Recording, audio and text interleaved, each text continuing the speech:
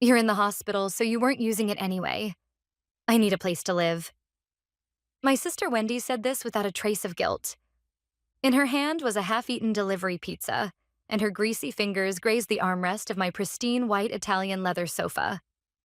I leaned heavily on my crutches, staring at her in disbelief. When I had forced my way through the discharge procedure and dragged my bandaged body back to the apartment, what awaited me wasn't tears of reunion or a warm bowl of soup. It was my sister, occupying my space as if it were hers, and a scene of utter chaos. My living room, my workspace, and my sanctuary was desecrated. The indirect lighting I had meticulously arranged for filming purposes had been casually moved, and Wendy's underwear was hanging above it. On the marble coffee table sat a can of soda with no coaster underneath and a pile of cigarette butts. Wendy, do you even realize what you're saying? My voice trembled with anger. Come on, Kristen, she sighed, exasperated. You were in the hospital because of the accident. An empty $3,000 a month apartment is a waste, right? Mom and Dad even said, when Kristen's gone, you should take care of the place, Wendy. Gone? Were they expecting me to die? Their first thought when I returned from a life-threatening traffic accident was to claim my apartment. But this was my family. And in the days leading up to this hopeless scene, I would never forget the time I had been crushed by a metal monster on the highway, fighting alone in the dark. That night, I had finished a client meeting and was exhilarated after a major contract was signed. My influencer career, and my brand Kristen Style, which promoted minimalist, sophisticated interiors, was about to expand nationwide. I gripped the steering wheel, listening to the rhythmic patter of the wipers, mentally planning my next video. Maybe I'll talk about the lighting changes in the next room tour. That thought was cut off forever by the blinding headlights from the right. There was no time to hit the brakes. The impact was overwhelming. The world flipped upside down, glass rained into the car, and my consciousness was sucked into darkness. Kristen, can you hear me? I awoke to a distant, rhythmic electronic beep. The sharp smell of antiseptic mixed with blood hit my nose. I forced my heavy eyelids open. My vision was blurry white. Kristen! A warm, large hand enveloped my cold one. As my vision began to focus, I saw Aaron's face. Usually calm and unflappable, he, as an IT CEO, never even raised an eyebrow at server crises. But then his hair was disheveled. There were dark circles under his eyes, and he looked utterly exhausted. Aaron? Ah, thank God. Thank God. He pressed my hand to his forehead, whispering in a trembling voice. You were unconscious for 2 whole days. 2 days? I struggled to comprehend the situation with my foggy mind. Just then, the door clicked open, and an older man in a white coat entered. It was Dr. Brown, my attending physician. Ms. Hansen, you're awake. It was a very serious accident, but you're incredibly lucky.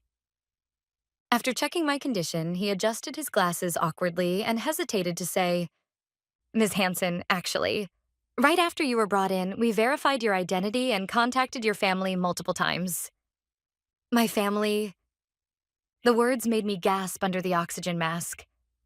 The heart monitor beeped prematurely for a moment. Doctor, my family, then it hit me. I had completely cut ties with my family a year ago, blocked their calls, and changed my address.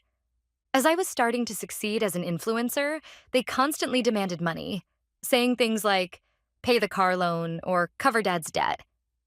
But I had forgotten to update my emergency contact. The old information remained. Father, Richard Hansen. Because of my oversight, the doctors had followed the protocol and called the first contact listed. Guilt gripped my chest, as though I had summoned the ghosts of my past with my own hands. Did they come? When I asked, Dr. Brown shook his head with a pained expression. Our staff called 12 times in total. We left messages explaining, your daughter is in critical condition. But he paused, as if choosing his words carefully. There was one time we managed to reach your mother. She said, I'm busy right now. I have to comfort Wendy because she's heartbroken. I can't deal with this. Kristen is probably exaggerating anyway. I had no words. While I lay in the ICU, hooked up to machines, my mother chose to prioritize my sister's heartbreak over my life.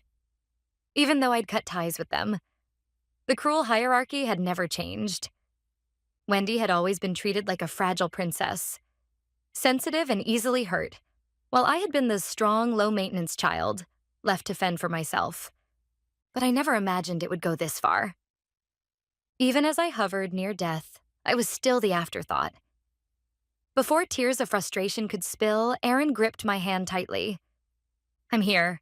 You have me, Kristen." Then he added, "Nicole was here too.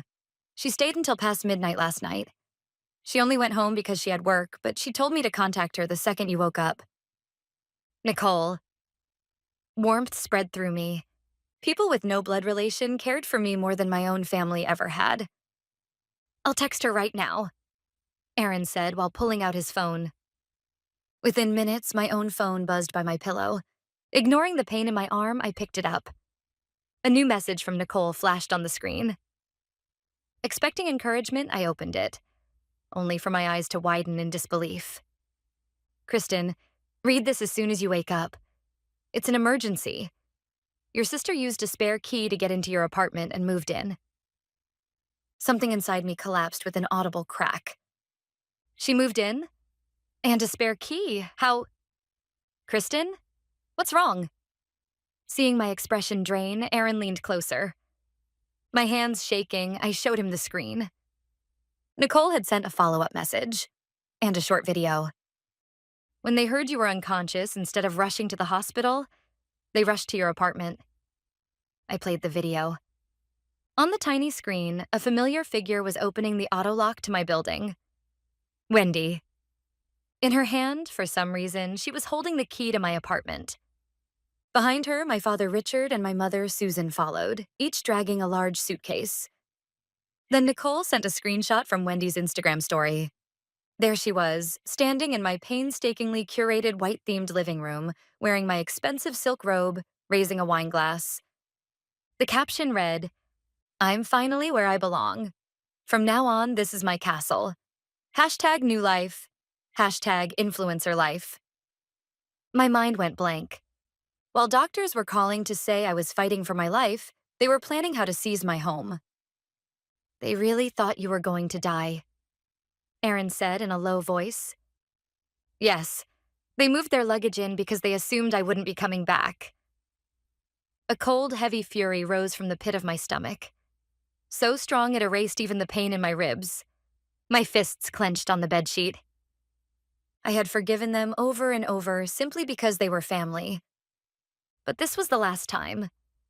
At that moment, the convenient daughter Kristen, who nearly died in an accident, had truly died that night. What came out of my mouth was a voice so icy even I didn't recognize it. I will never forgive them. A week later, when I was discharged with the doctor's permission, the person waiting for me was my sister, glowering at me while grabbing a greasy slice of pizza. "How did you find this place? And this key? How did you get it?"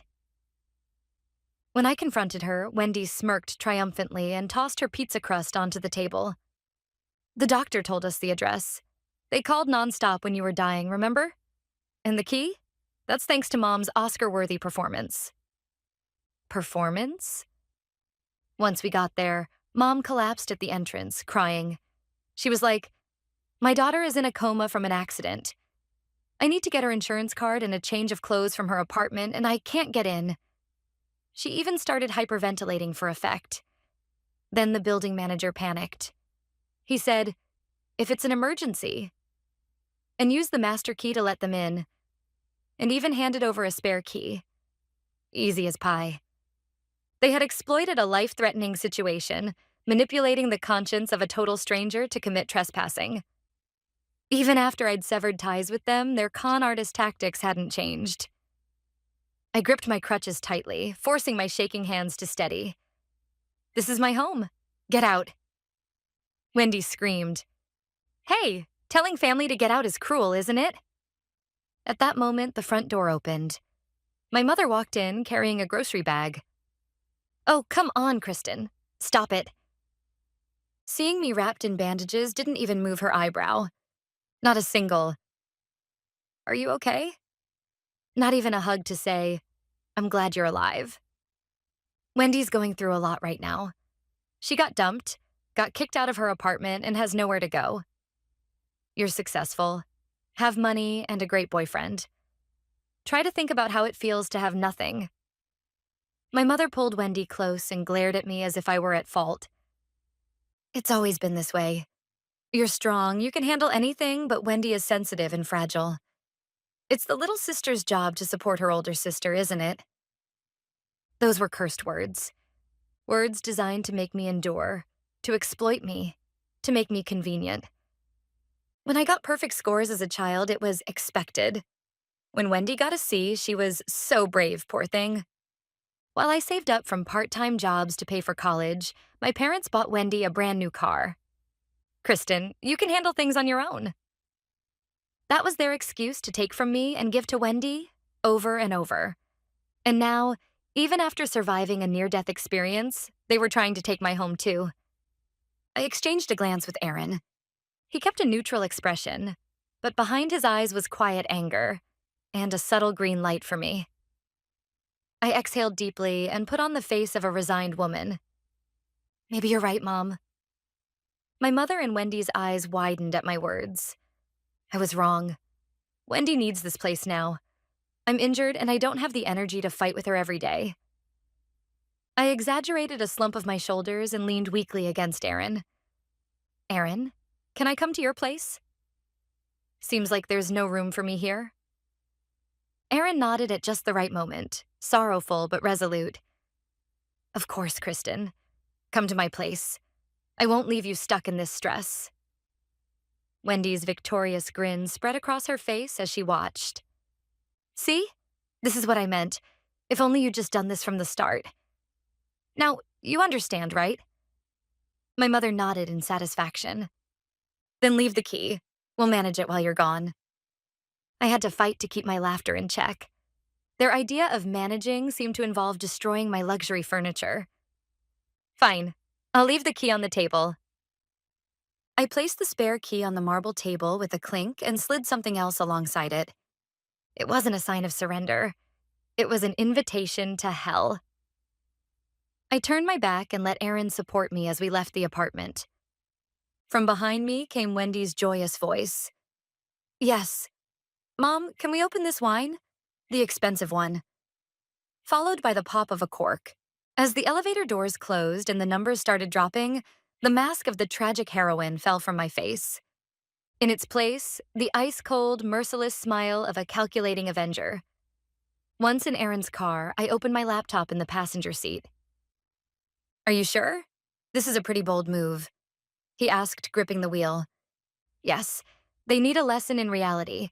Parasites who live off other people's money need to feel the chill when their host is gone. I clicked the mouse and began executing each step. First, electricity. My apartment was all electric with a state-of-the-art smart home system. Lighting, air conditioning, hot water, everything ran on electricity. Security systems, too. I logged into the utility provider's portal and chose immediate service termination. Not just a temporary pause, but a near cancellation. Early termination fees? Worth it. I clicked cancel. Next, water. And then the gas. All right, done. The moment I hit the enter key, I also canceled every automatic rent withdrawal from my account. I had already explained the situation to the landlord through Nicole while I was in the hospital. When I told him, I'm leaving the apartment temporarily because of family trouble, but my family might occupy it illegally, he was sympathetic and even advised me, if the rent stops being paid, it becomes legally easier for me to issue an eviction notice. When I finally finished cutting off every utility, I let out a long exhale. It wasn't guilt. It was relief. Relief from finally setting down the heavy burden of family that I had carried for so many years. You did great, Kristen. Aaron placed his hand over mine. How about I grill the best steak tonight at my place? To celebrate your discharge and the start of your new life. Yes. That sounds wonderful. Let's open some red wine too. The really good one. I wondered what would happen in my apartment from then on. Just imagining it made the steak taste even better. A few days later, while I was drinking coffee on Aaron's terrace, my phone buzzed. It was Wendy. Hey, the electricity won't turn on. What's going on? Fix it right now.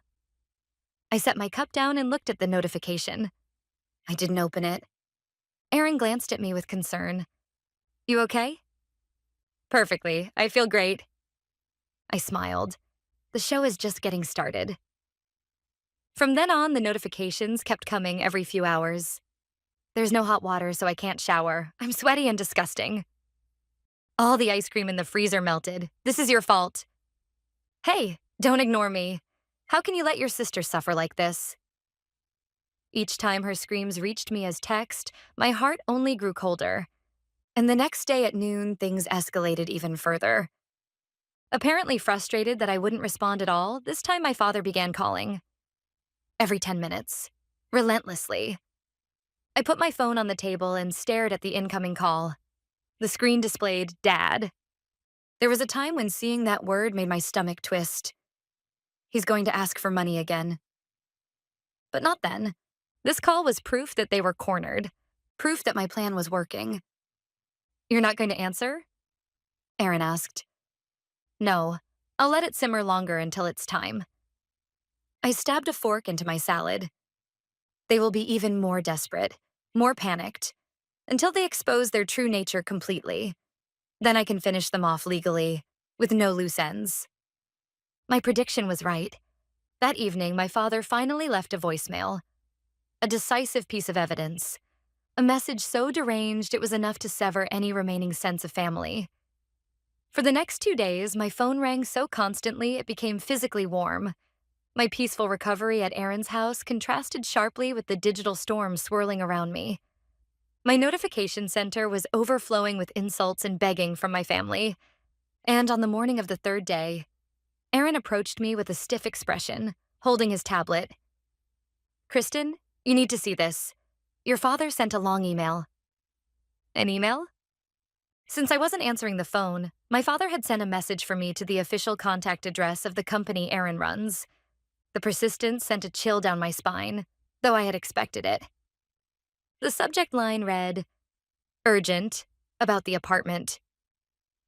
When I opened and read the message, I nearly dropped my coffee cup. To Kristen, since you wouldn't answer the phone, I had to find Aaron's business card that you left in your room. Now, about the apartment.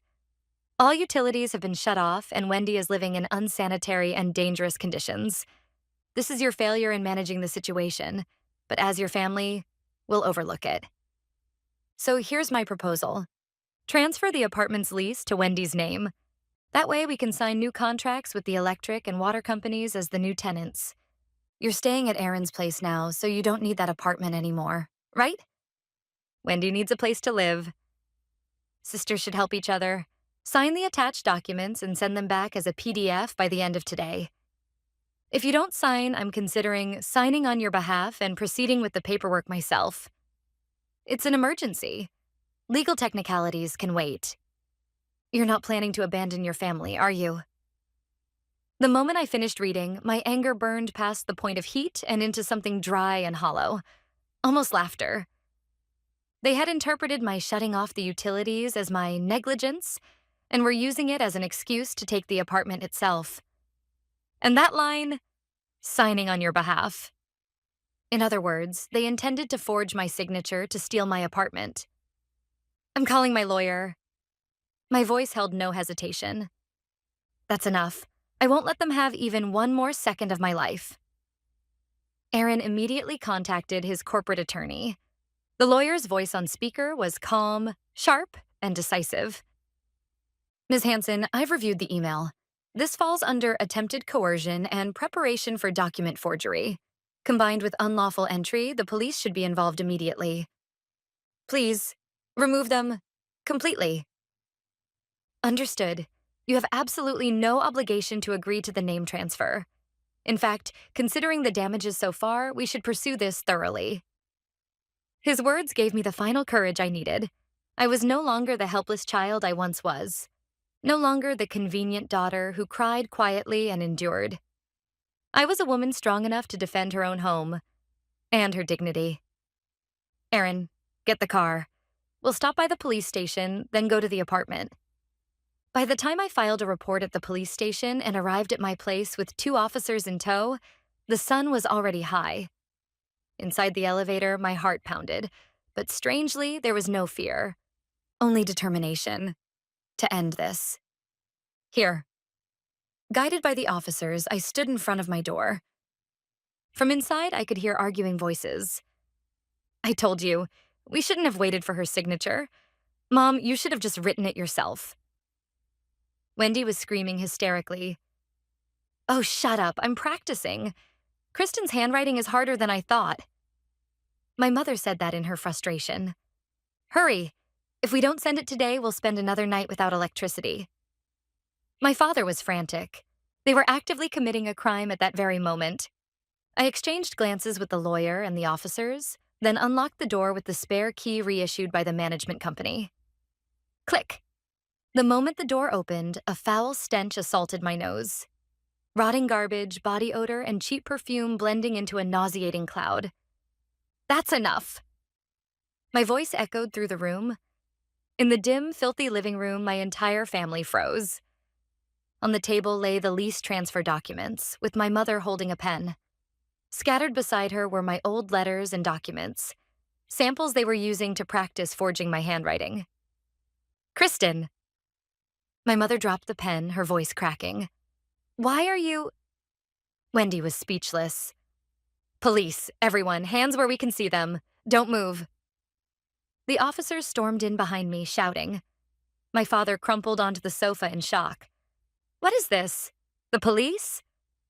What you are doing is attempted forgery of a private document and unlawful occupation. The lawyer stated coldly. No, we're family. She let us stay. My father protested, face flushed. That's right. Kristen, say something. You let your sister stay because she had nowhere else to go. My mother cried, reaching for me. But Erin stepped in front of me, blocking her. I did not let you stay. I said that clearly, from behind Erin's back. I told you to get out. You ignored me, destroyed my belongings, and now tried to steal my property by forging my name. You are not my family anymore. You're just thieves. My father stammered, desperate. Thieves? What are you saying? You left documents saying you'd give it to us. My mother shrieked as well. Yes, I was just being kind and trying to sign the documents you forgot. The moment I heard that, a cold smile spread across my face. The documents they were talking about? That was part of my plan. It was to drive them into committing a crime. It wasn't just about kicking them out. I needed to ensure, legally, that they would never be able to interfere in my life again. Not just simple trespassing. These were major crimes. Forgery of a private document and attempted fraud. That was why, on the day I left the apartment, I had Nicole create a fake document titled Apartment Lease Transfer Agreement and left it behind, deliberately. Yes, I left it on purpose. What? Wendy froze in her tracks. I knew you'd bite. That's why I left the fake apartment lease transfer agreement on the table, as poisoned bait to lure you into committing a serious crime of document forgery. Fake? Document? My father's face went pale. And cutting off the electricity and water? Calculated too. When you panicked, you lost your ability to think clearly. You rushed to complete the documents without checking with me. That's the moment I was waiting for. They finally realized it. For the past few days, they had been dancing on the palm of my hand. I've been set up.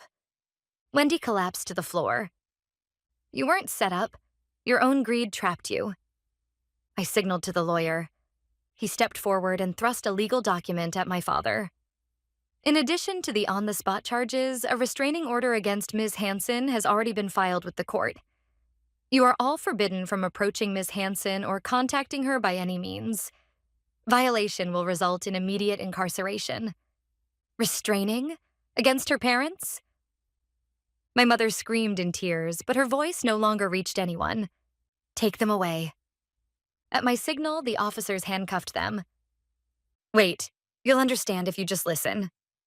My father shouted, struggling against the police. No, let go, Wendy thrashed. Curious neighbors peeked out into the hallway. There, my family was being led away, handcuffed, reeking, and utterly humiliated. Kristen, you ungrateful failure. My mother's scream was cut off as the elevator doors closed. After they left, the apartment was silent. I stood in the middle of the living room looking down at the filthy carpet. No tears came. Instead, there was a refreshing sense of liberation, as if the heavy lead weight that had been in my chest for years had finally shattered. It's over. Yes, it's over. Aaron wrapped an arm around my shoulders. At last, the long history of exploitation from my childhood had ended. 6 months later, I sold that apartment. I had it professionally cleaned and restored, but the memories and smells of those few days were too ingrained to continue living there. I had no regrets. It was necessary to leave the past behind. Legal measures against Wendy and my parents proceeded mercilessly. In addition to trespassing and attempted forgery, I claimed over $50,000 in damages for repairs, broken equipment, and destroyed vintage rugs. Unsurprisingly, they had no way to pay. As a result, my father was forced to sell the family home. My delicate sister, Wendy, avoided prison but received a suspended sentence. They now live in a cheap apartment in the suburbs, surviving on day labor jobs. And I live in a new condominium overlooking the Santa Monica coast. Aaron is by my side. Next month, we will get married. There is no place on the guest list for my parents or sister. In their stead, Nicole will have the front row seat. Yesterday, I finally updated my emergency contact. I did not hesitate to remove my father's name from it. Instead, I entered. Husband, Aaron. The moment I hit save, I felt the final chain around my heart snap free.